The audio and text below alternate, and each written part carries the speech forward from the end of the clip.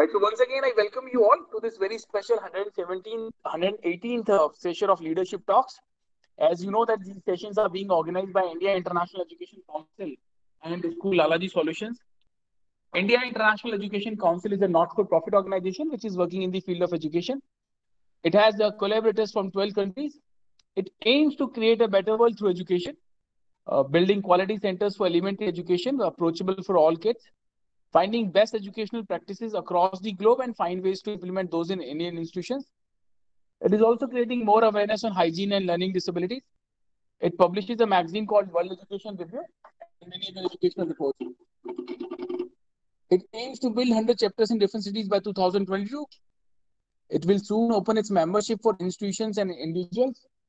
It also imparts training for leaders, teachers, students, and parents. As you know that we have so far successfully conducted 117 sessions. During these sessions, we have received 12,529 registrations, 11,454 questions on national education policy. We have seen participation from 5 countries, India, USA, Qatar, Saudi Arabia, and Nepal. From India, we have seen participation from 21 states and 86 cities.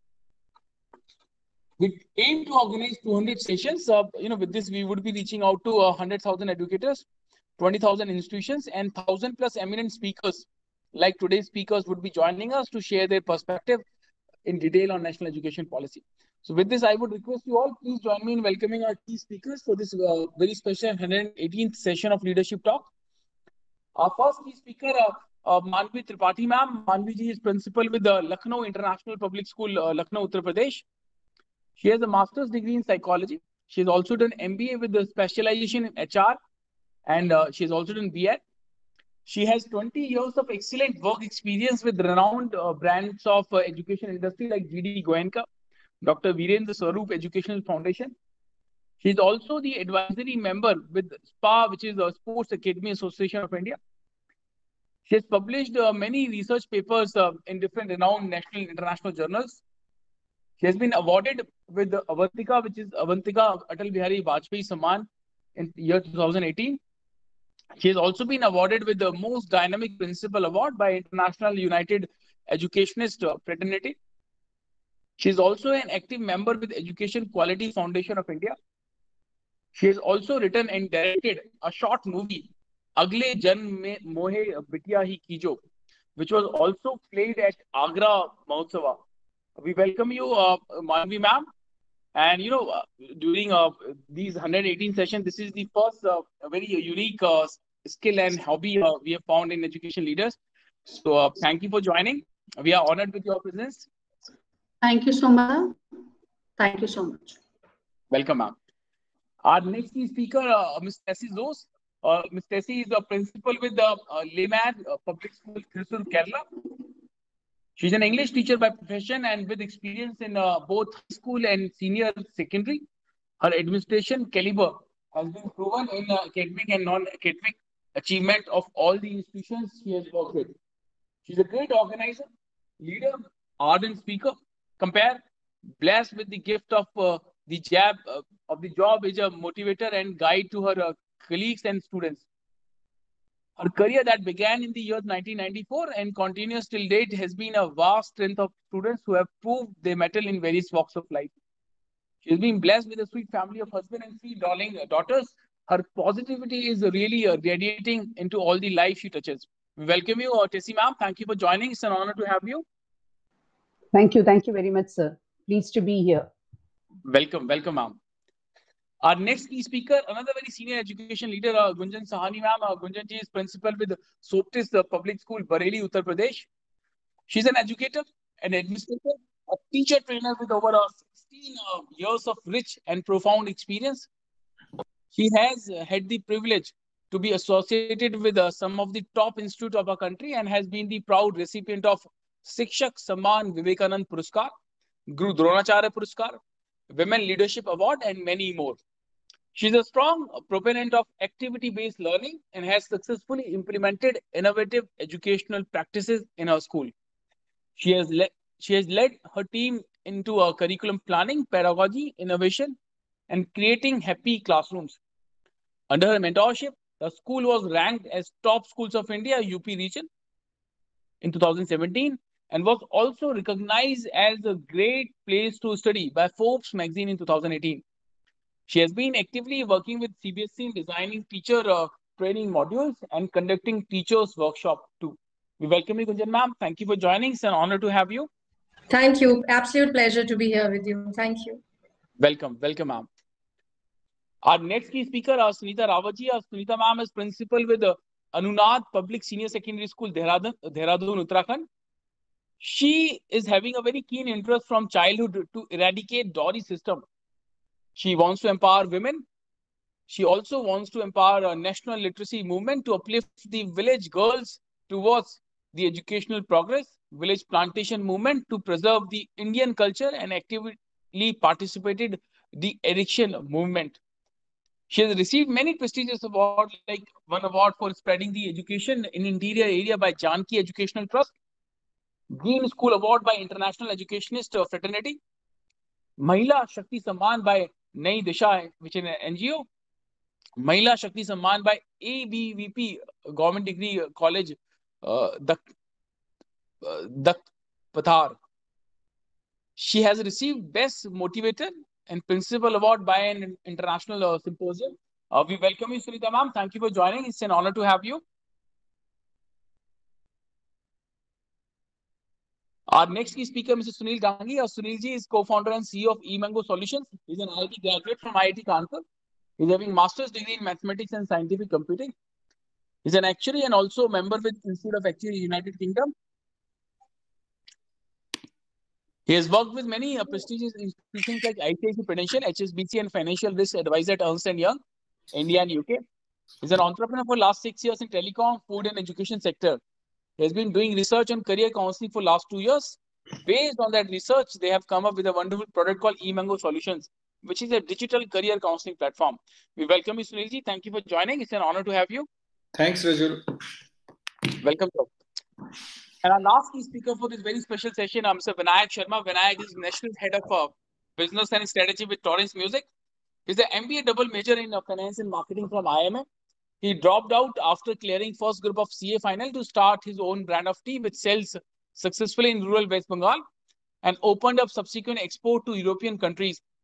Having a decade of experience in the FMCG sector, branding and supply chain, along with the handling international trades and logistics, since 2017, involved in bringing an upliftment in the field of music education, provided to schools across India through Torrens, which is a US-based organization known globally to provide the best in music education through its online and offline platform.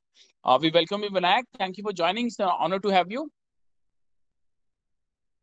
So with this, we come to the next part of the session. I would be coming to all our key speakers for your opening remarks.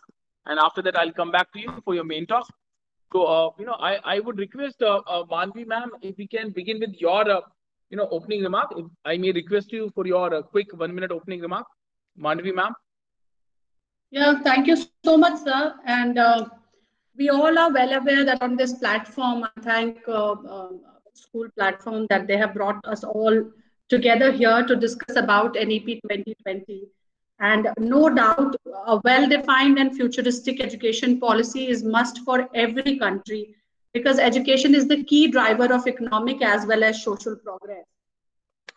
Taking into account the respective traditions, culture, different countries have adopted varied education system. But recently, Government of India took a giant leap and brought National Education Policy 2020 almost 3 decades after the last major revision was done. So this entire NEP is a positive reimagination of India's existing education regime. It has some very impressive and appreciable propositions, but equally are the challenges in front of the teachers, how to implement it, how to take it forward, and what are the basic 21st century skills that are required in children as well as teachers to look forward to create better citizens of tomorrow. I will just talk about that only. And thank you so much for bringing us on this platform. And I think at this point of time, I must not fail to say that the first of, up till now, we were talking about to create all learners we were sharing and embracing the 4 C's, as they call it, the super skills of the 21st century. The first of this is communication. We should have strong thoughts, questions, ideas, and solutions. Next C is collaboration, what we look forward to working together to reach a goal, putting together talent and expertise with smart working and schedules. The third skill that is very important in the 21st century time, that is critical thinking, what all teachers need to work upon, looking at problems in a new way, linking learning across subjects and disciplines. And the last C, that is most important, is creativity. What is the need of the hour, in fact, creating, exploring new approaches to getting things done innovatively. So this is what the talk is going to be all about. Thank you so much. Absolutely. Thank you, Malvi ma'am. We all agree with you. NEP is a positive reimagination of India's education ecosystem in the 21st century. Thank you, Malvi ma'am. I'll come back to you for your main talk. Now, I would request Tessie ma'am, if we can have your quick 1-minute opening remark. Good afternoon once again to all the academicians who are here behind this noble venture of putting across all the various faculties on one platform to speak on the government's initiative of the National Education Policy. A giant leap, as my predecessor spoke, well spoken, because it is something that we are all looking forward to, something where we can shift from the old methodology and go into the 21st century or the 22nd century, taking our country into a new horizon. So the national education policy that the government has taken up will really open up new arenas, new vistas for new learning strategies. And also it will be a different experience for each one of us who are in this educational field. So to just have an ice breaking, I would just like to present something which came to my mind. The national education policy aimed at making India a global knowledge superpower is path-breaking and visionary. These reforms, both in school and higher education, would have profound impact on the gross enrollment ratios, quality of education, research, employability, internationalization in the years to come. This would transform a country into to have its own position in a local presence, to global leadership with quality, equity, and inclusion of access. Effective implantation of several changes initiated in this policy would pave way for achieving Atmanirbhar Bharat sooner than expected. So with this, let me wind up, and I will be taking on the role of teachers in NEP. Thank you. Thank you, Tessie ma'am. We all are very excited to hear your ideas in detail. I'll come back to you. Now I would request Gunjan Sahani ji, Gunjan ma'am, if we can have your quick opening remark. Yeah, firstly, I would like to extend my gratitude to School Lala ji and India International Education Council for organizing such events and giving opportunity to all of us to share our opinions, views, and learn from each other's experiences. So I'm looking forward to a very healthy exchange of ideas and opinions. And as opening remarks, I would like to say that finally, after a gap of 34 years, India's much awaited new education policy 2020 has been approved. And what I foresee that in spirit, it's truly a harbinger of directional change and sectoral reforms, and is definitely expected to open fresh avenues for India's education sector in the 21st century. Now, the highlights of NEP 2020 from school perspective is the introduction of vocational courses for children, bagless days in schools. I think this shows that we are dawning at the footstep of a new India. So education should ideally be skilling with theory and not a watertight compartmentation between the two.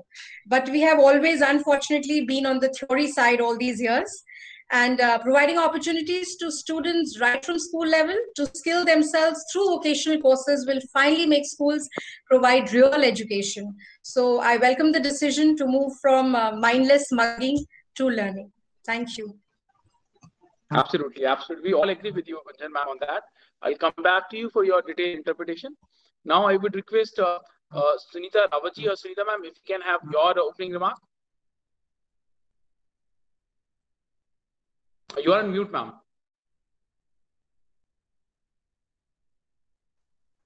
Yes, now I'm audible. Yes, ma'am, you're audible. Okay. Very good evening to all dignitaries present all over here. Actually, I am from the rural background. I am very thankful to you that you provide me such a nice platform to interact with other visionary people of the world. And our new NEP is ready to apply, and it is going to approve a very good NEP, comparatively last NEPs. I put my thoughts on rural education. It is very different topic from the NEP because I am working here since last 26 years. So I selected this new topic, the rural education and village education. And I prepare it, what I face and what I feel actually. New NEP, I personally, I want to share that all education system and the NEPs, they do practical in the schools, the students, and merits and demerits are seen after many years. Till to the time we face many problems and loss of the education. CC pattern was a good system, but there was no board exam for 10th class. So the quality of education decreased. The students, they started non-attentive towards their studies. I think the formula by the new NEP 5 plus 3 plus 3 plus 4, it is a wonderful formula, and going to do a very good platform for our education and pedagogy. And this formula defined clearly the stages of learning, and for every children, every age children, the stages of learning like preparatory, secondary, and middle. So I think this policy is a very good policy. Right, and, right. Yeah. Right. So I'll come back to you. So, I'll come back to you, ma'am, for your detailed interpretation. And so this is okay, sir. Thank you. Opening remark part. So I'll come back to you. Now I would request Sunil Gangeji. Sunilji, if we can have your quick 1-minute opening remark.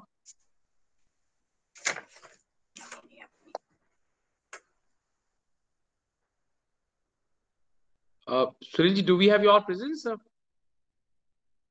You are on mute, sir. Okay, I see that we have lost this connection. Now I would request Vinayak Sharma. Vinayakji, if we have your presence, can we have your opening remark? I believe Vinayak is here to join. So with this, we come to the second part of this session, which is the main talk session. I would be coming to all of you for your detailed interpretation. And once again, I thank you all for sharing your quick remarks to set the tone for the session. I once again thank all our key speakers, Manvi ma'am, Gunjan ma'am, Sunita ma'am, and Tessie ma'am, for joining and sharing your remarks. But before I invite our first key speaker, I would like to share the learnings which we have during our last 117 sessions. During our last 117 sessions, every educator who participated shared that this is a wonderful document. This document, National Education Policy, if executed well, has the potential to place India at that coveted position of Vishwa Gyan Guru. But almost same number of participants shared that, we have had a lot of such beautiful documents in the past as well. CC was also a good document, but got failed due to poor execution. So almost same number of participants who have joined believe that execution is going to be a massive challenge. Many believe that finance is going to be a key challenge. A lot of educators shared their assessment that many good schools in urban areas already implementing these ideas. Challenge would be for rural school, for government school, and for budget schools. Lack of highly skilled teachers. Many educators have shared that this is going to be a key concern area. Teachers training absolutely has always been an area which has gained attention. But a lot of educators also believe that lack of intent among teachers to get trained is more, I would say, area of concern. Second part, lot of education, a lot of management, school leadership also don't see that teachers training is a right investment for them for various reasons. So I would request all our speakers that while sharing your remarks, while sharing your detailed interpretation, if you can also suggest some ideas, some best practice which you have in your school, so that we can all learn from each other and can utilize more effectively this session's duration. So with this, I would request our first key speaker, Manvi ma'am. Ma'am, if we can have your talk. All these speakers will get 8 to 10 minutes. During this part, and we have already received many questions on national education policy. I would request all speakers to please consider the time limit so that we have sufficient time in the end for the questions. Manvi ma'am, over to you. Yeah, thank you so much, sir, for calling. And as I said, just take a second, Manvi ma'am. I must recognize the presence of two very, very senior education leaders among us. The Tapti Chatterjee ma'am, very, very senior education leader from North India. She is a executive director with a modern group of schools, Bhiwadi and Uttarakhand. We have also been joined by Manjulika Mathur ma'am, from SN Memorial School, Dehradun. Thank you, Ruzin. Thanks a lot, dear. Thanks a lot for welcome. Thank you, Tapti ma'am. And Manjulika ma'am for joining. Now I would request. Thank you, Raju sir. We are honored with your presence, ma'am. I would request Manvi ma'am if we can have your talk. Okay, as I said in the beginning, we would be talking today about NEP, the challenges in the implementation and some 21st century skills that are required. So I must say the policy has come at the right time, and the objective is in fact very noble with this NEP 2020. But there of course lies a world of difference between laying down a policy on paper and following it in spirit. The challenge is bigger. The success of NEP 2020 and the pace of its implementation depends to a large extent on how successfully the government, the universities and the schools can tide over the practical challenge that is being faced. So as I said in the beginning, it is a positive reimagination of India's existing educational regime. It is very impressive and appreciable in terms of prepositions, but the policy envisions a model of holistic learning that is integrated, engaging, and immersive. Scientific temper and evidence-based learning and thinking will be inculcated alongside aesthetics and art. So the main tenets of the policy are, first of all, flexibility so that the learners can choose their learning trajectories. Then, of course, there is equal promotion of arts, science, physical education, and other extracurricular activities so that learners can pick up whatever piques their interest. Multidisciplinary approach, of course, is there because across the sciences, social sciences, arts, humanities, and sports, anything you can choose of your interest. Emphasis on conceptual learning rather than rote learning. Creativity and critical learning, no doubt, has been emphasized in this policy. The most important section and the wonderful thing that I love is cultivating life skills like cooperation, teamwork, empathy, resilience. The need, in fact, in today's hour is creating more wonderful human beings, because any wonderful human being will be a wonderful citizen, a responsible doctor, or a responsible engineer, or a responsible workforce, wheresoever he might sit. So I, being an educationist, truly believe in that sense. And CBSE from long back has been emphasizing upon teaching children the basic life skills. I think most of you will be very much aware about the EQ, the emotional quotient, the SQ, that is the social quotient, and the IQ. And I would question that, does anybody know what is the paradigm shift that we can talk about the fourth quotient that is very important for the children to learn? This is my question to all the co-speakers who are there, that do you know, are we as school owners or principals, are we emphasizing upon the fourth question? We generally prepare the child as per the EQ and the SQ component and the IQ, of course. These three are looked after by us. But what about the fourth component, that is the adversity question? When we talk about these life skills, the fourth component, in fact, is the most important component. That adversity question of the students must be grilled.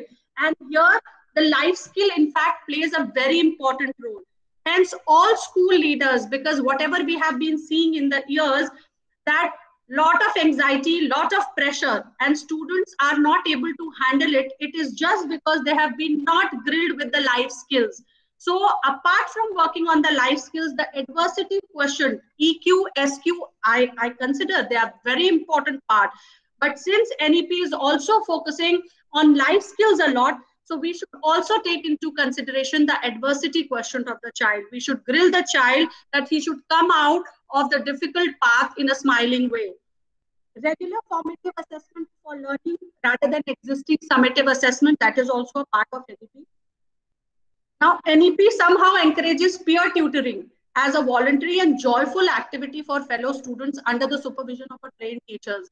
With this 360-degree report card coming in, I hope all my the people who are listening to me, they are well aware that this 360-degree report card also gives a platform to the peers to assess his own fully. And apart from that, also the teacher and the self-assessment is the most wonderful part. Because till now, we have never given this privilege. Even we ourselves as single individuals, we don't assess ourselves, where do we stand. So this introspection, which has been incorporated in NEP, is a wonderful initiative. And in fact, this is going to change the entire scenario. NEP seeks to facilitate multiple pathways to learning that will involve formal and non-formal education modes. Formal classroom learning is limited to books and instructions. The new policy aims to take this learning outside the four walls of a classroom and encourage students to imbibe from the real world. This is where the concept of learning how to learn comes in. Rather prominent feature of NEP, this is what we need to focus on. We need to tell our children how to learn. We actually, as school promoters, we have to think. As teachers, we have to focus that teach children how to learn. If you have taught them how to learn, they can learn anything in this world. Abandoning the redundant culture of bookish learning, there will be a move towards real, holistic learning and equips individuals with 21st century skills. What are these 21st century skills? That also I'll talk about. From the foundational stages, young students now will be exposed to multiple languages, which is again a great cognitive benefit that the children will get. Early years of the life, children tend to pick up languages very quickly. Hence, this multilingualism is going to promote and help children pick up language easily. Keeping in view the importance of rich and classical languages and literature of India, this has been incorporated. The policy seeks to introduce revolutionary structural forms at the higher educational level also, in fact. The best part that I love about this NEP is there will be effort to promote contemporary subjects such as artificial intelligence, design thinking, data analytics, machine learning, and holistic health, which are touted as the career choices of tomorrow. I also want to discuss, as Sir said, that we need to talk about different practices or unique practices that we want to do in our schools. There, I have an idea that generally schools, we are preparing children. Please prepare the children for the road, not the road for the children. So you have to prepare the children for the road. Hence, the basic knowledge of banking, the basic knowledge and career counseling unit is must to be established in most of the schools. Most of the times, what we do is we ask our teachers that a career counseling unit establishment will be a lot of investment. We will have to call a lot of speakers.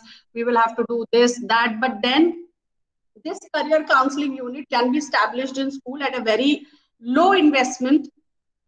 You can ask your own teachers and students to research. You can keep a lot of biographies.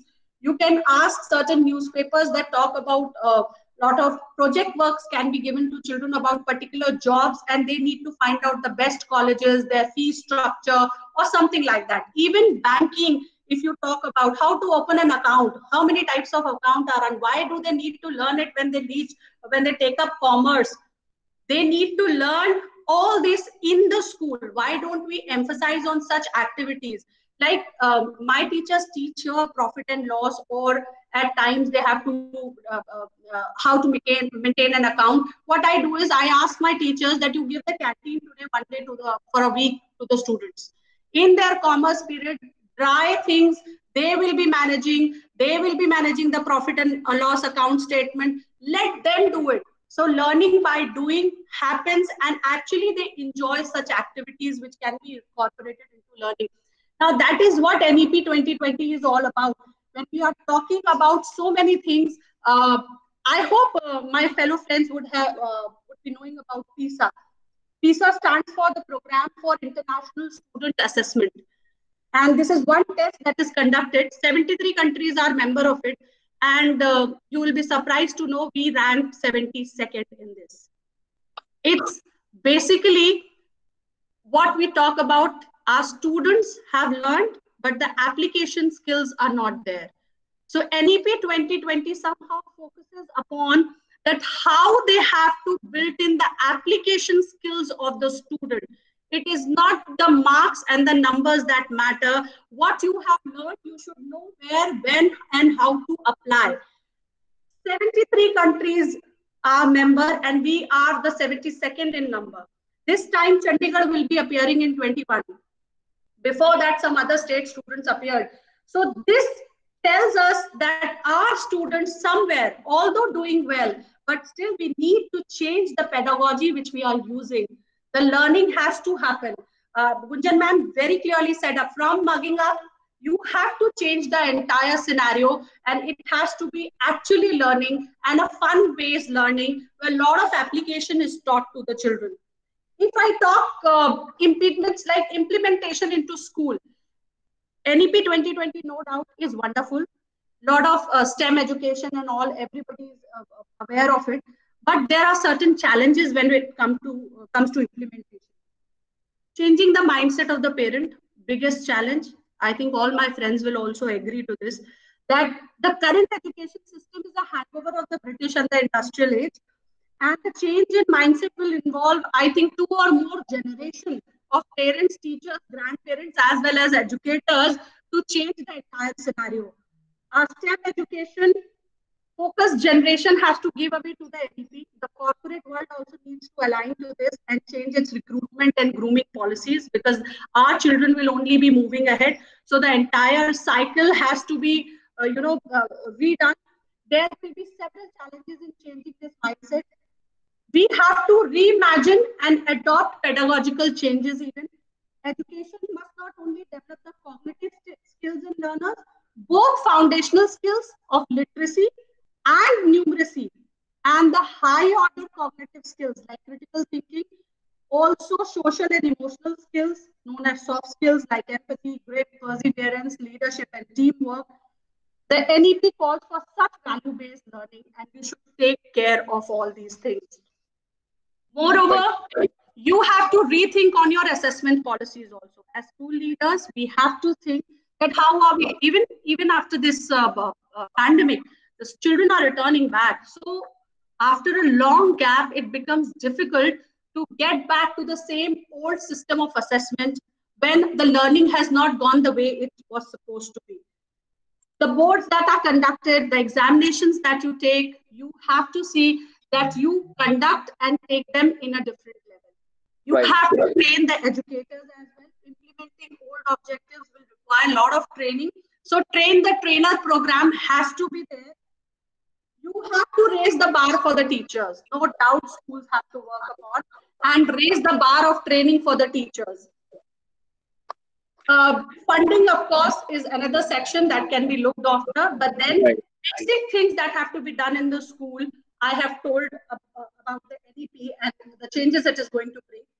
If I talk about what 21st century skills are required in the student. Manvi, I would request if you can take 1 more minute to conclude. Yeah, sure. If I talk about, yeah, sure. Thank you so much. If I talk about in general the 21st century skills, it will be, of course, global awareness in the children.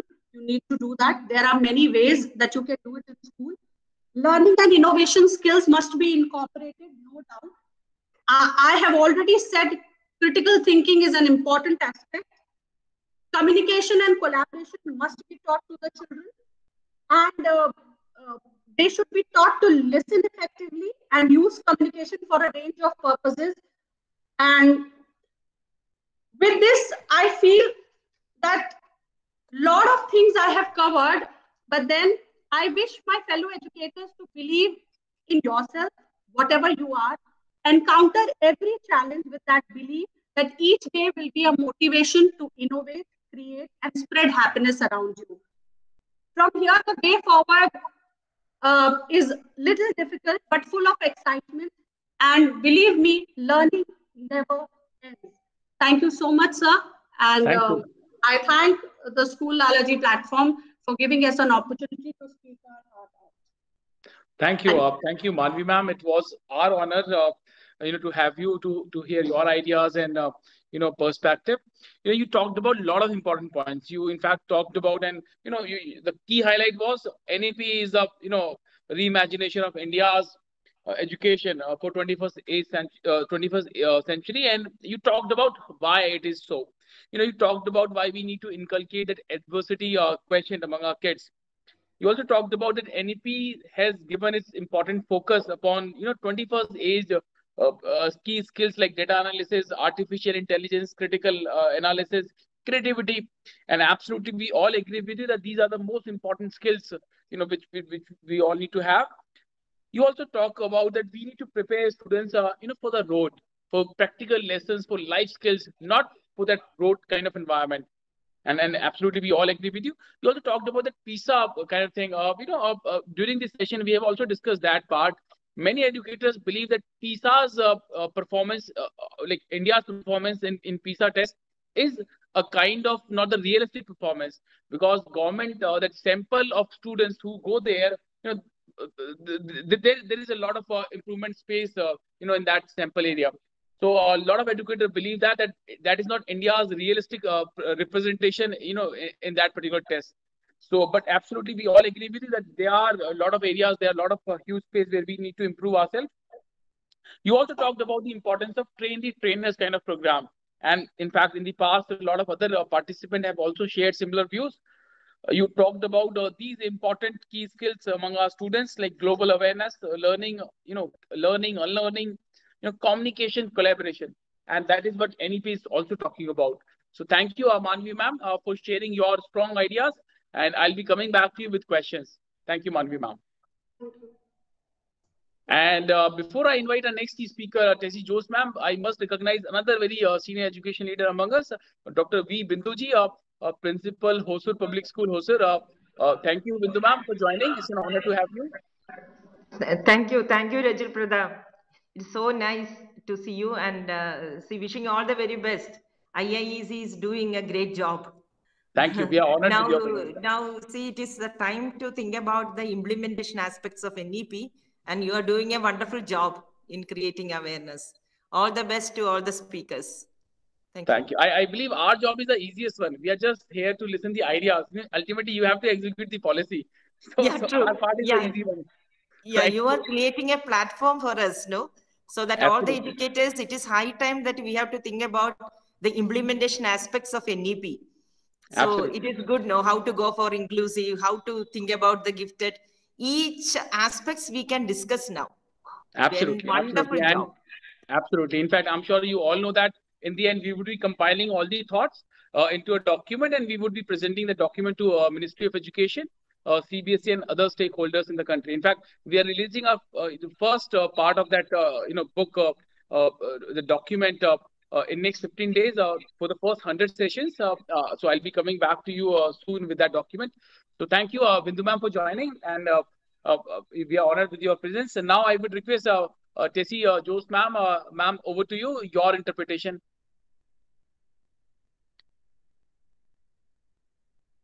Thank you, sir. Thank you, Manvi ma'am, and thank you very much, Bindu ma'am, to be present here. Good afternoon once again. On board the 118th session of Leadership Talks, Decoding the National Education Policy. And it is my humble privilege to be part of this noble venture.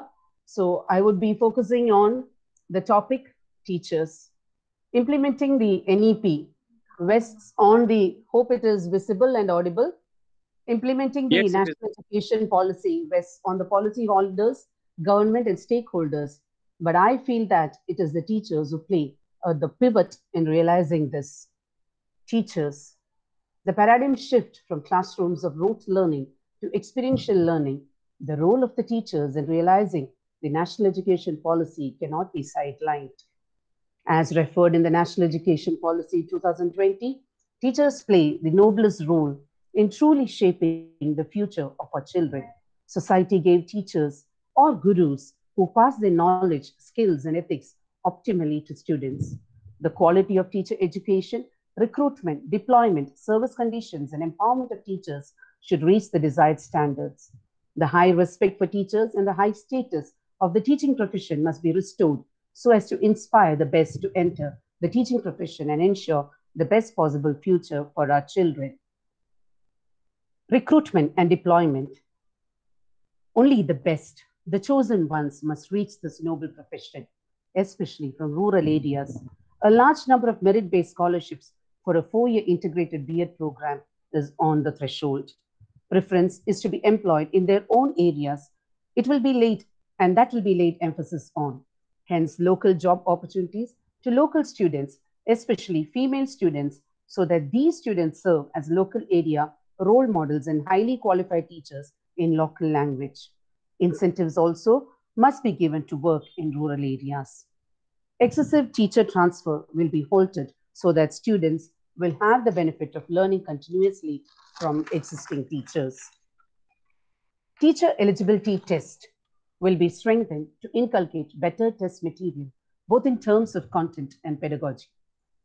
TET will be for covering all sections, foundational, preparatory, middle, and secondary. For subject teachers, suitable teacher eligibility test or NTA test scores in the corresponding subjects will also be taken into account for recruitment. Teachers in private schools also must have qualified similarly through TET, demonstrative interview, and knowledge of local language. Teachers in all subjects such as art, physical education, vocational education, and language also to be recruited. Schools must also hire local eminent personalities as master instructors in various subjects such as traditional local arts, vocational crafts, entrepreneurship, agriculture, or any other local expertise to benefit students and help preserve and promote local knowledge. A technology-based comprehensive teacher recruitment planning forecasting exercise will be conducted by each state to assess expected subject-wise teacher vacancies over the next 2 decades.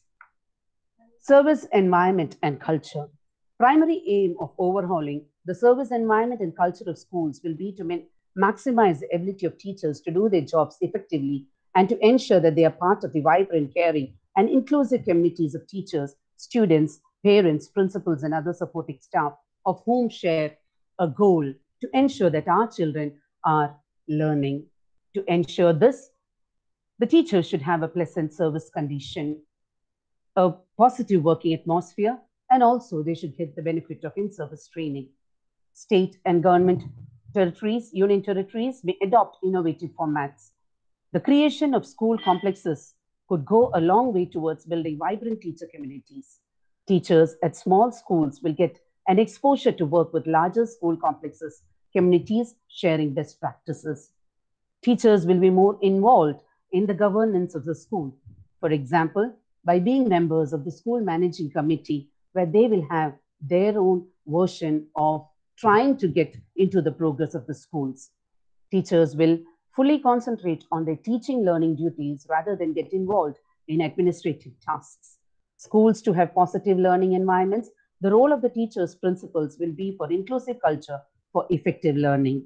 Teachers will be given more autonomy in choosing aspects of pedagogy, find the most effective methods for students. Teachers will also focus on socio-economic learning, a critical aspect of students' holistic development.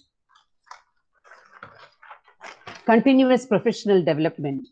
Teachers will be given continuous opportunity and to learn the latest innovations and advances in their profession in multiple modes, including in the form of local, regional, state, national, and international workshops, as well as online teacher development modes. Platforms, especially online platforms, will be developed so that teachers may share ideas and best practices. Each teacher must have at least 50 hours of continuous professional development opportunity every year. CPD will cover the latest pedagogies regarding foundational literacy, formative and adaptive assessment of learning outcomes, competency-based learning and related pedagogies such as experiential learning, arts integrated, sports integrated, and storytelling-based approaches, etc. School principals and school complex leaders will have similar modular leadership or management workshops and online development opportunities and platforms to continuously improve their own leadership and management skills and also exchange their best practices. Such leaders are also expected to participate in 50 hours or more of CPD modules per year, covering leadership and management, as well as in content and pedagogy, with focus on preparing and implementing pedagogical plans based on competency-based education. Career management and progression, in short form, CMP. Teachers doing outstanding work must be recognized and promoted. They should be given raise in salary, or not only for a raise in salary as a perk, but also to incentivize all teachers to do their best work. Therefore, a robust merit-based structure of tenure, promotion, salary structure will be part of the plan. A system of multiple parameters for proper assessment of performance will be developed by state and union territory governments based on peer reviews, attendance, commitment hours of CPD, and other forms of service to the school and the community. Further, it will be ensured that career growth is available to teachers within a single school stage, and there is no career progressive related incentive to move from being teachers in early stage to later stage or vice versa. This is to support the fact that all stages will have the best acumen. Vertical mobility of teachers based on merit will also be paramount. Outstanding teachers with demonstrative leadership qualities and management skills should be trained for higher position in schools, BRCs, BITES, DIETS, as well as relevant government departments. Professional standards for teachers. A common guiding set of national professional standards for teachers, in short NPST, will be developed by 2022 by the National Council for Teacher Education in its restructured new form as Professional Standards Setting Body, PSSB, under the General Education Council, GEC, in consultation with NCERT, SCERT, teachers from across levels and regions, expert organization in teacher preparation and development, expert bodies in vocational education and higher education institutions. The standards would cover the expectation of the role of teachers at different stages. Promotion and salary increase will not occur based on the length of tenure or seniority, but only on the basis of such appraisal. The professional standards will be reviewed and revised in 2030 and thereafter every 10 years on the basis of rigorous empirical analysis of the efficacy of the system. Special educators. An urgent need for additional special educators for subject teaching for children with disabilities, Divyang children at the middle and secondary school level, including teaching for specific learning disabilities, is also recommended. Greater synergy will be enabled between the course curriculum of NCTE and RCI to ensure adequate availability of qualified special educators who can handle subject teaching as well. Approach to teacher education.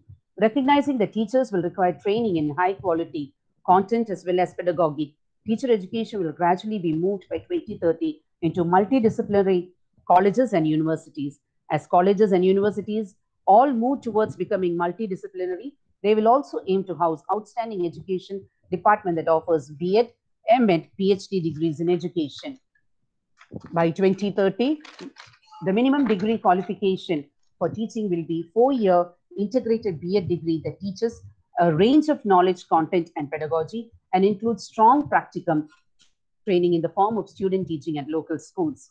2-year B.Ed programs will be offered by the same institutions, 4-year institutions of 4-year integrated B.Ed, and will be intended only for those who have already obtained bachelor's degree in other subjects. These B.Ed program may be adapted as 1-year B.Ed program and will be offered to those who have completed the equivalent of 4-year bachelor's degree or who have obtained a master's degree. All B.Ed programs will include time-tested training, technique pedagogy, multilingual teaching children with disabilities, and also educational technology and learner-centered learning. shorter local teacher education program will be available at BITES and DITES. Shorter post-B.Ed certificate courses will also be made widely available at multidisciplinary colleges and universities. Several pedagogical approaches internationally for teaching partial subjects and make recommendations on what can be learned and assimilated from outside universities will also be thought of. By 2021, a new and comprehensive NCF for teacher education, NCFTE 2021, will be formulated based on NEP 2020. The same will be revised every 5 to 10 years. Finally, in order to fully restore the integrity of teacher education system, stringent action will be taken against substandard standalone teacher education institutions running in the country, including shutting them down if required. As a conclusion, implementation of these policies under the National Education Policy will be based on the following 7 principles of implementation of the policy in the same spirit and intent. The second one, implementing in a phased manner, prioritization, comprehensiveness, collaborative implementation, timely infusion of requisite resource, and finally, the 7th one, careful analysis and review. To conclude, or to sum up the whole thing, it is the need of the hour that we pool our resources and shoulder the responsibilities of realizing the policies envisaged under the National Education Policy and see to it that the transition from the rote learning method to child-centered education, where teachers are just scaffolders and learners unfold each petal of learning and bloom out into beautiful flowers in the haven of knowledge. Let me, with gratitude, acknowledge the opportunity given to me to be part of this long saga of presenting the NEP's one chapter to you all. God bless you once and all. And thank you for your patient presence. And to conclude, according to Krishnamurti, education is educating the whole person, educating the person as a whole, and educating the person within a whole. Thank you. God bless you all. Thank you, Tesi ma'am, for sharing the roadmap and for sharing the reasons. In fact, many educators who have participated share that we need to, I would say, make this teaching job as an aspirational job. If we have to eradicate, if we have to find solutions, for our education, the problems related to our education system, and how we can do that, how we can make this teaching as an aspirational for, our young minds, for young kids. You shared that roadmap, effectively. If we execute that and you really found out those things from NEP, NEP is also talking about those things. You shared those highlights. In fact, many educator, senior educator who participated few sessions back shared that we should, recruit teachers on the lines of UPSC exam. Many believe one senior educator shared like in the lines of SSB exams. So you also talked about the important initiative which NEP is talking about, be it mandatory 50 hours CPD or the career management and progression program, which is there in NEP. You also talked about the professional, the establishment of professional standards for teachers, who certainly create a credible assessment, work as a credible assessment tool that would also further motivate, good teachers. You also talked about and shared the initiatives from NEP about the special educators. And in the end, you talked about those 7 principles. I'm sure those principles will going to make this session further great. Thank you, Tesi ma'am, for joining and sharing your wonderful ideas. I'll be coming back to you with questions. Thank you, ma'am. Thank you very much. Thank you. Now, with this, I would request our next senior education leader, Gunjan Sahni ma'am. Gunjan ji, over to you. Thank you, Mr. Rajul. Well, before I start, I'll go back to the questions that you posed when before we commenced our discussion, and probably you talked about that certain issues that in all these talks that you've organized, 117 talks and webinars that you've organized, and what people have been voicing that these issues need to be addressed. If I'm not wrong, probably you talked about teacher training to be a problem. You talked about finance to be a problem. Implementation of the new economic policy. Of course, everything sounds very, very rosy there. And then, if I'm not wrong, you also talked about lack of intent amongst teachers to upgrade themselves. I just passed these thoughts. I imported these thoughts from other educators, and I just exported. Yeah. Who I have to say that there is a lack of intent. So these are very, very valid points that you raised, I must say that. And I think the crux of the matter is, before I even go on to the topic that I have to take on today, I think these are very, very important things or points that you have raised, because first and foremost answer to all these things is, where there is a will, there is a way. So if we have a good intention ahead, and if we understand the why behind everything, why the new education policy has been brought in, what's the agenda behind it, what's the purpose, if people will understand, then definitely they're going to put in 100% efforts to ensure its successful implementation on ground also.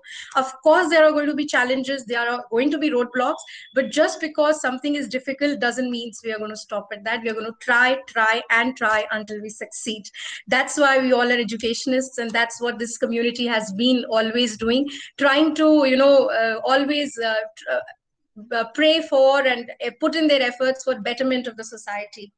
And now, if I were to talk about national education policy, of course, whatever the policy says, everybody here present here, we all have read the document, being educationists and heading schools.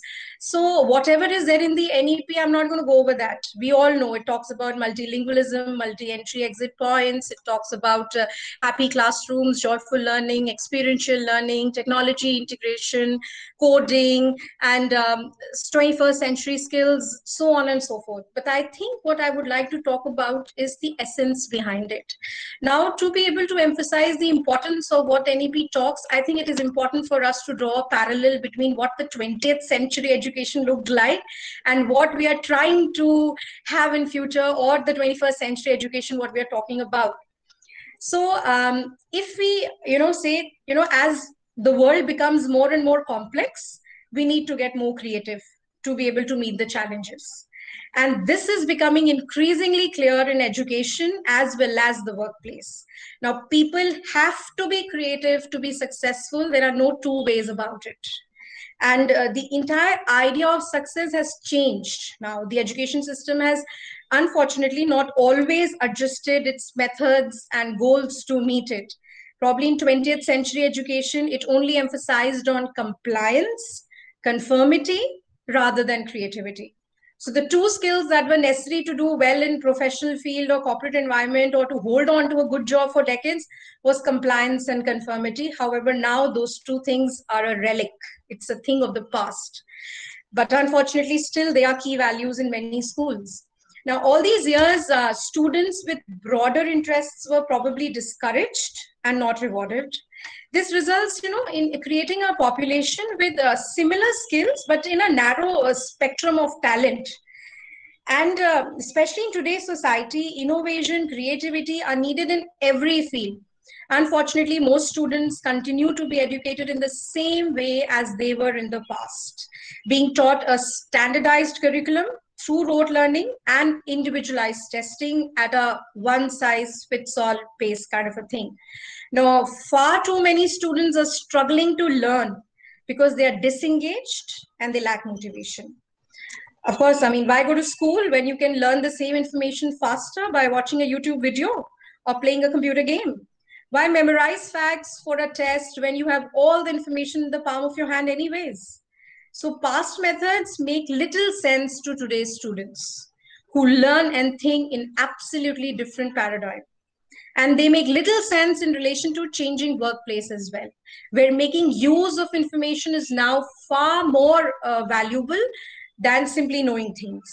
So schools have all these years, to some extent, failed to teach students to respond to rapid change and how to handle new information, because they are still clinging on to obsolete methods.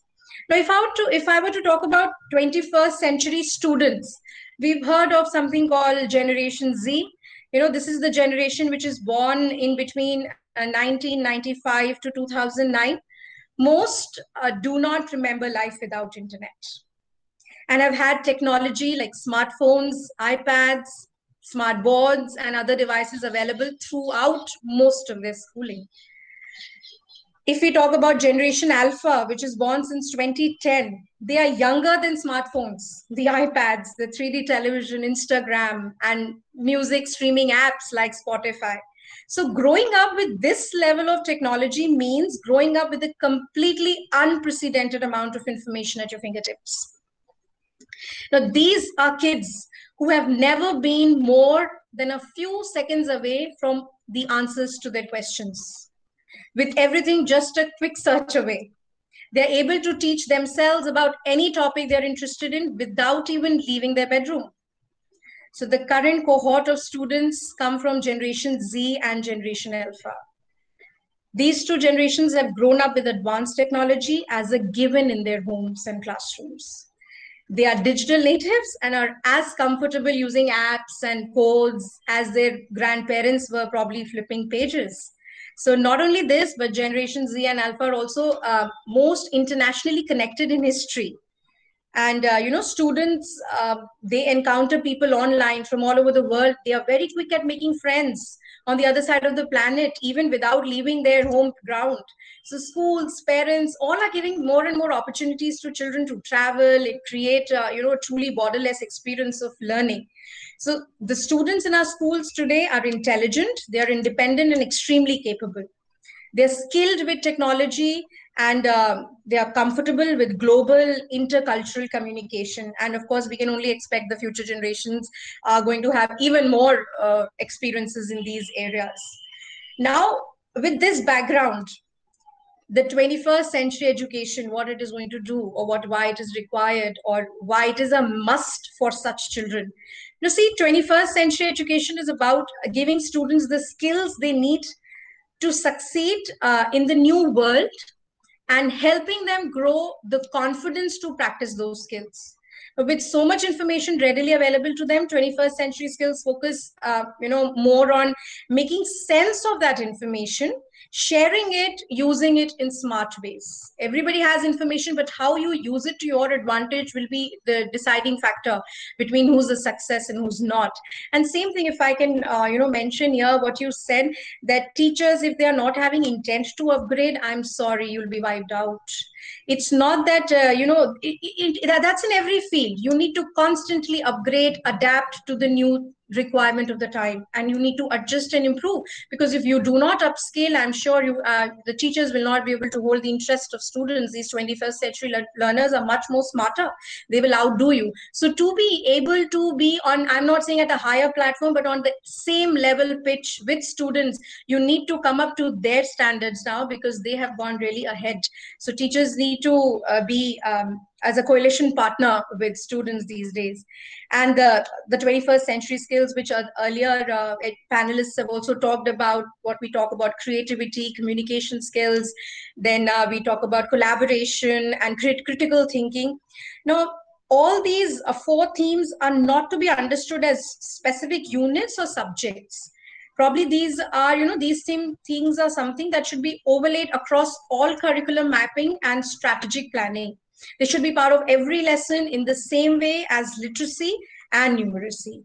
Now, critical thinking, what is critical thinking? It's all about thinking through information new ways, making new connections, and coming up with innovative solutions to problems. That's critical thinking, that's creativity. And critical thinking is about analyzing information.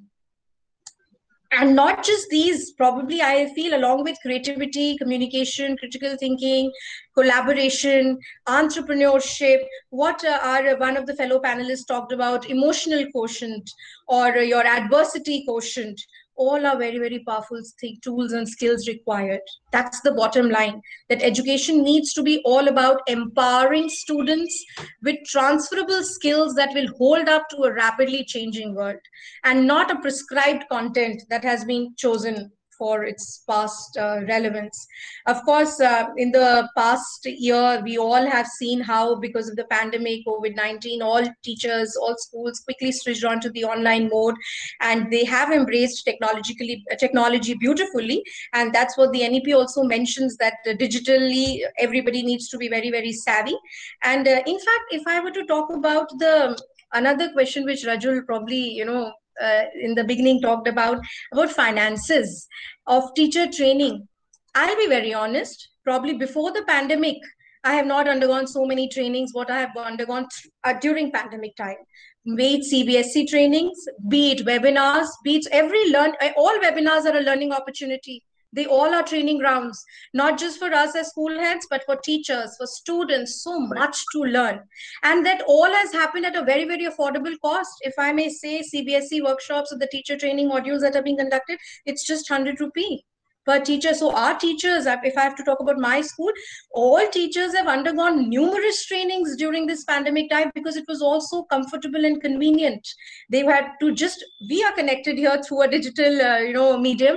Similarly, teachers were also able to connect. And I'm sure in future, as the digital divide reduces and the more and more infiltration of technology takes place in rural areas, we will be able to connect with those teachers also, and they will be able to take the benefit of technology. So that point, I think we should be a little positive on that. Training will happen, and that's it from my side. And finance, I think, should not be a problem with government having an intent to make NEP a success. And in the timeline, of course, we also need to remember that we don't have to implement, or probably the NEP is not going to be implemented overnight, or just now. We have enough ample time with us. There is a timeline given, and adequate trainings are happening at every level. If I may again share with you that probably what directives came from government, that first they were training programs for principals on NEP, then they were for teachers, and now they also asked us to conduct webinars for parents. So, at every level, things are percolating down, and people are getting parents, very important, because, in smaller areas, parents are still reluctant to the, if we say that we are not into rote learning or bagless days, if we talk about, many parents are not ready to accept that. They still want that the child should be able to write A to Z, only then their child is successful or the child has mastered that. So, it will take time to change their mindset also, but slowly and steadily they realize, when they see the result of an activity-oriented teaching, what it adds, the value addition a child has as compared to just rote memorization and, just writing bit. There's a drastic difference in personality of two types of products of two different education setups, and absolutely. I'm sure it's going to be a bright future ahead. Thank you. Absolutely. Thank you, Gunjan ma'am. We all agree with you when you say that. In fact, a lot of educators who have participated share that this pandemic has given us an opportunity to to seek for that proactive participation from parents. Yes. And this has been a challenge, like how to ensure that proactive participation.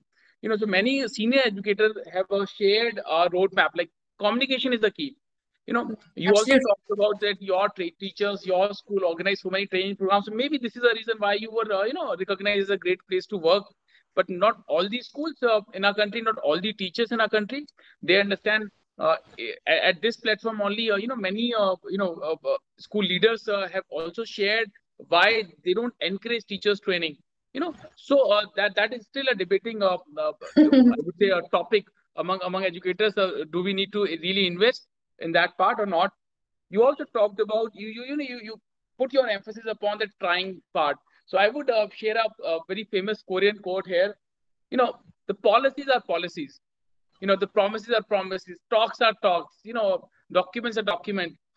Only reality is the execution. And that would happen on the ground. That would happen at the ground. We need to make our efforts, to that part. And that rests on our shoulders. Absolutely, absolutely. You also talked about creativity. So absolutely, see, resources would always be limited, be it the government part or private part. But creativity is the only thing which is unlimited. And very senior education leader from Jaipur, she principal of Delhi Public School Jaipur, she shared wonderful examples she's using inside her school. How you can create those waste material as a wonderful and unique resources. So I absolutely agree with you, ma'am. And you also talked about 21st age key skills, critical thinking, the entrepreneurial mindset, creativity, innovation. So we all agree with you. And NEP, if executed well, it is giving us a way to to lead that kind of to create that kind of ecosystem. So thank you, Gunjan ma'am. I'll be coming back to you with questions. Now I would request Sunita Rawat ji, Sunita ma'am, if we can have your ideas. Sunita ji. Yes, sir. Am I audible? You are audible, ma'am. Okay, thank you, sir.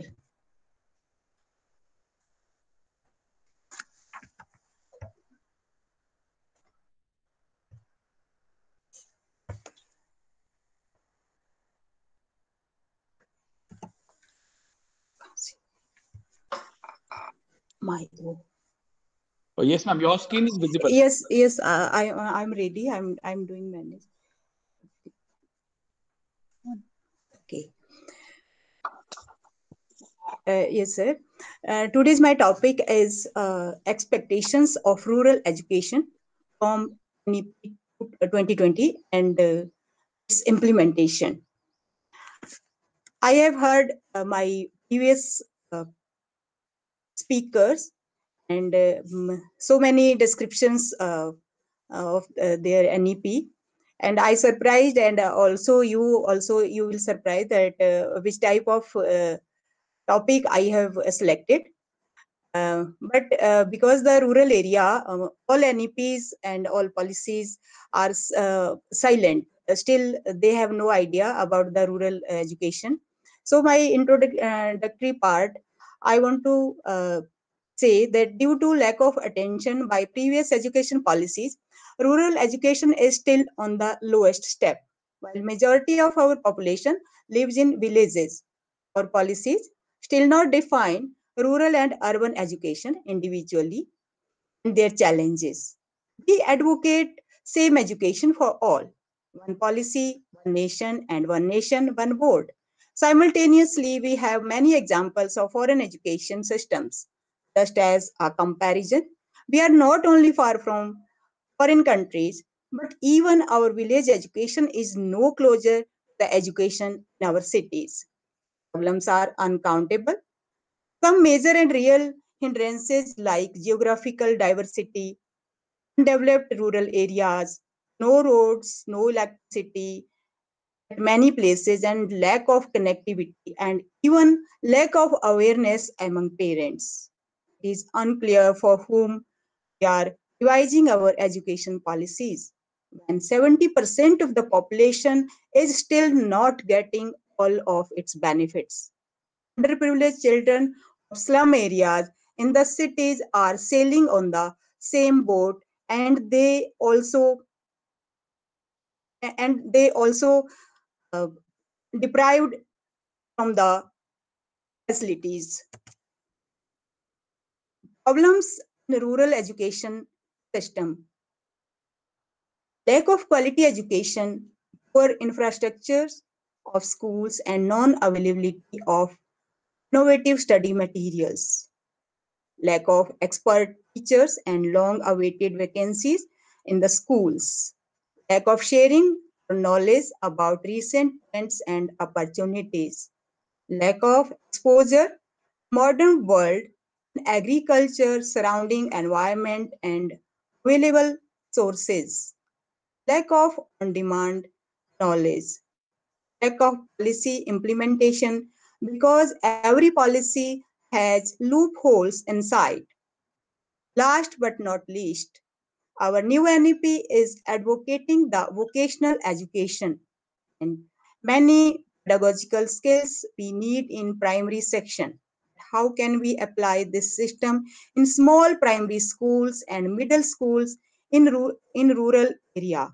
While they have hardly 1 or 2 rooms to sit, and we are talking about vocational labs in the schools. Because I have seen many private schools under state government, and they are 5 times more than CBSE schools and government inter colleges. Such small school mostly spoiling the basic education, and they are totally, they can't apply the new NEP in their area. My next point is education efforts and impacts. Everybody knows that every policy did efforts for the educations. So majority of students are living in rural areas, but policymakers are silent on that. And all policies are established by keeping the phenomena of urban areas in the mind. Then Whenever future of education is discussed, we only argue for facilities of an urban student, whereas fellow rural students struggle to get even the basic facilities. Our policymakers have no idea about the last end of our mountains and the lowest developed villages. Schools are built with low standard building and the less supervision. Facilities for teaching staff are not provided in interior area. Less accountability of teachers and no solid monitoring system. Extra workload and paperwork for teachers.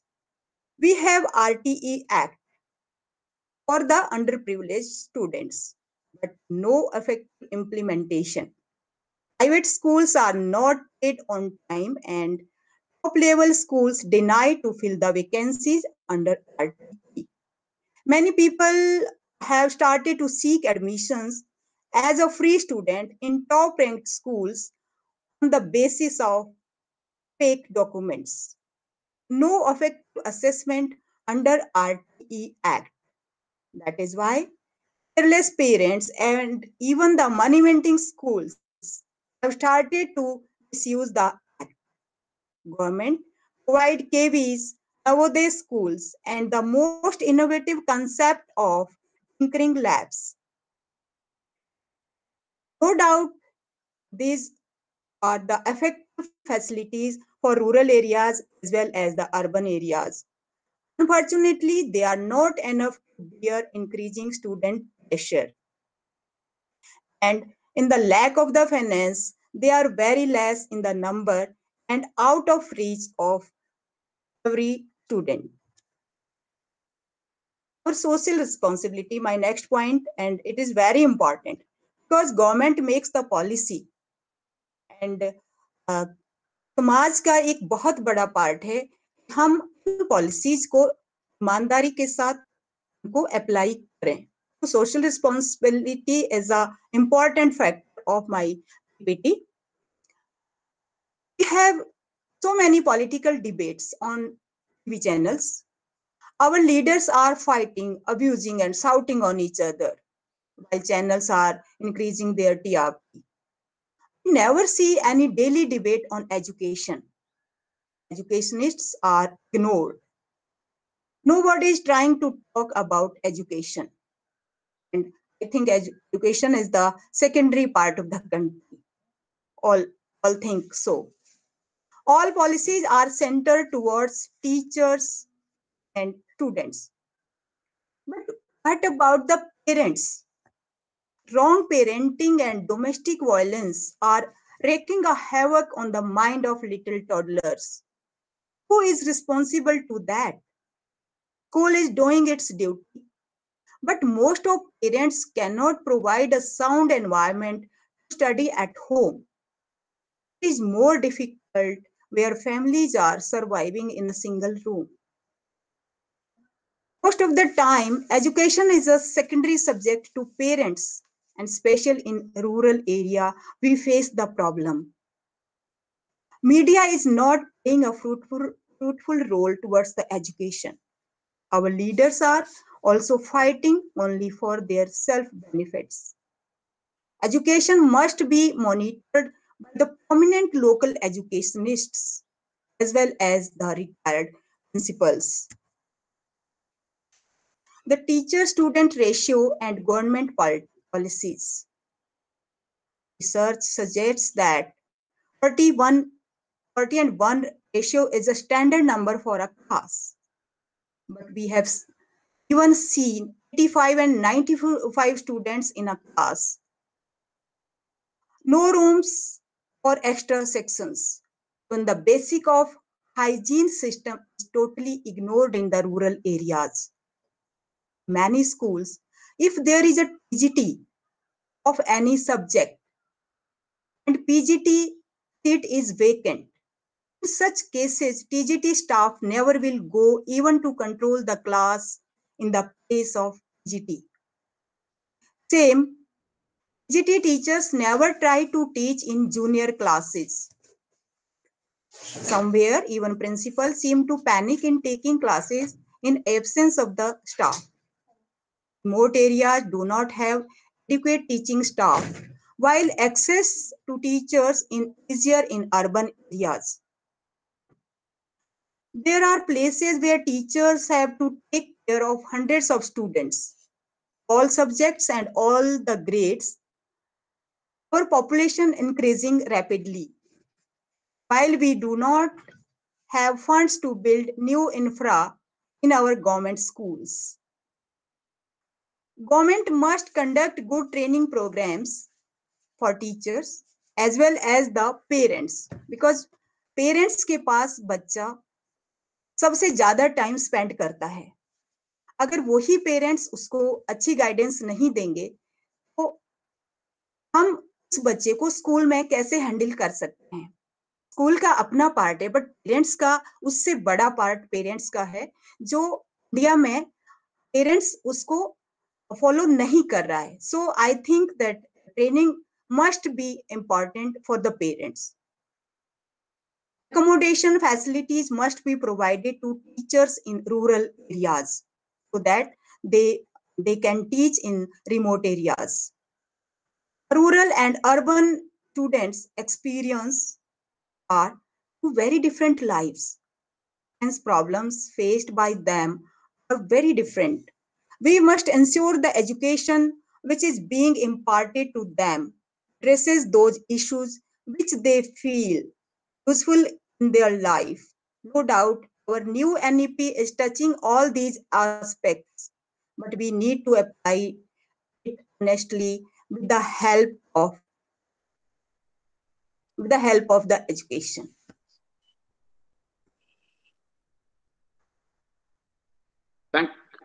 Thank you. And we want our country to have smart cities, smart villages, and by making them study centers, we also have smart citizens. We should be ready to take a few steps back to take everyone with us and then proceed ahead. So the implementation of new NEP in village areas as well as urban is more important than its formation. And I think the teachers training programs, जैसे कि हमारे country में NEET, eight and JEE जो test होते हैं, same type teachers test भी होने चाहिए. In the last, I want to say and conclude my saying that with proper education for rural areas, it will help us to stand with the world. Thank you, and I am very thankful to schoollalaji.com to provide the opportunity for me. Thanks. Thank you, Sunita ma'am. We are equally honored with your presence, and big thanks for sharing. This very important and vital component of our education ecosystem. Until unless we strengthen our that part of education, absolutely we won't be able to receive the desired fruit. The key highlight of your talk was the collaboration. We must collaborate. We must connect all these stakeholders, and many believe. In fact, many good schools in urban areas. This is also my personal observation. I visit so many schools. We don't do that. We don't actually create a right set of environment for the parents' collaboration. A lot of educators have also agreed upon it that how many schools have that data, the diversity among the parents, the professional background of their parents. Your parents are a huge resource bank. We can call them for career counseling, we can call them for professional kind of thing. So there are many parents who are very much capable of, sharing their insights and experience, but very few schools have the data. Very few schools actually, make their effort, concerted effort to take the advantage of that unutilized resource bank. So I'm sure, many of today's panel schools are doing that. So big thanks, Sunita ma'am, for sharing these important ideas. I'll be coming back to you with questions. Now I would request Sunil Dangiji. Sunil Dangiji, over to you. Good evening, everyone. And I'm sorry, due to some technical glitch, I couldn't attend the starting remark. So as Rajul told that we have been working for almost 2.5 years. and we have come up with a digital career counseling platform. As I have been, when I was a student, I didn't have the much options. I had to, nobody was aware of the careers available. Even my family, they were, and nobody was know that how should a career should be chosen. So I would like to share my screen first, and then I'll take you through the portal as well as the why we started this thing. Just give me a few seconds.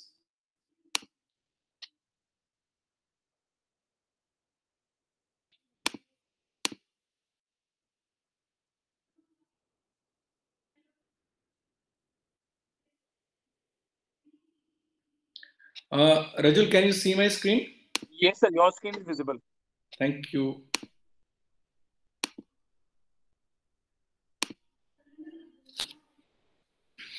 So the name of the organization is eMango, which stands for